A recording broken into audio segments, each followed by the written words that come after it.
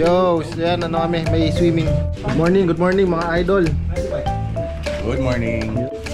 Si Press ng Kalapan, Riders. Magandang buhay po. Adobong manok. Pag may lumpia na lang, wag na mga carbonara na yan.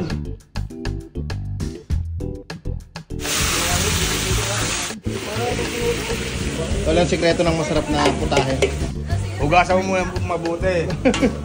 Para masarap ang kain. Yo po! Ito isa. Ang pansit yan. First bite.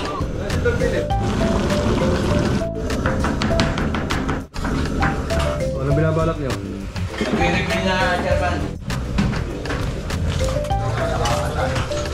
Ito ang lulutuin ni Tolma Kilo. Super Q! Baka naman, Super Q! Pala ang chairman ng Kalapan. Yan. Vice chairman. Ano yan, mga mababait, hindi babaero. Pero bukotan na mesa.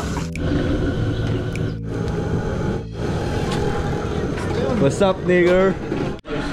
Yan, si Vice Gov dyan nagluluto ng lomi.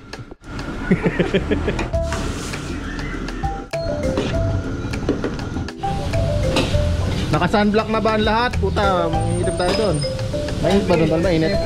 Ito lagi sa Jolly Waves to eh. Naku po. Vice, anong niluluto mo dyan? Pang Big Mac.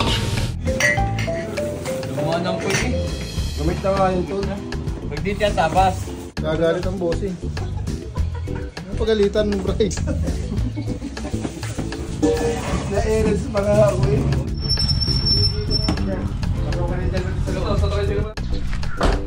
Rockstar ng Kalapan, no? Small pa eh.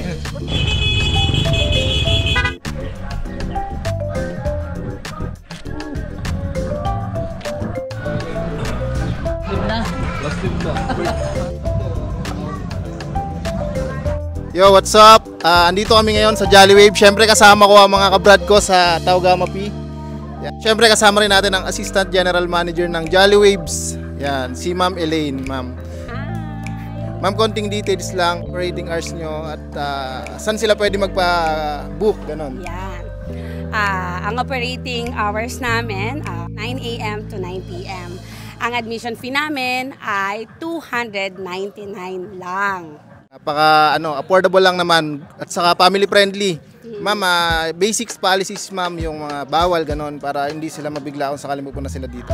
Basta yung basic na policy namin dito hanggat maaari, naka-swimwear po tayo. At the same time, pwede naman po magdala ng food basta wag lang po ilalagay sa mga babasagin. Need po ba ng advance reservation o pwedeng mag-walk-in na lang direct? Pwedeng mag-walk-in, malawak to eh, malaki to. So marami kaming kayang i-accommodate. Pwede na naman mag-message sa Facebook page ni Jolly Waves para magpa-reserve. Ma'am Elaine, thank you. Thank you. So enjoy namin tong araw na to. Alright. Okay. Hey.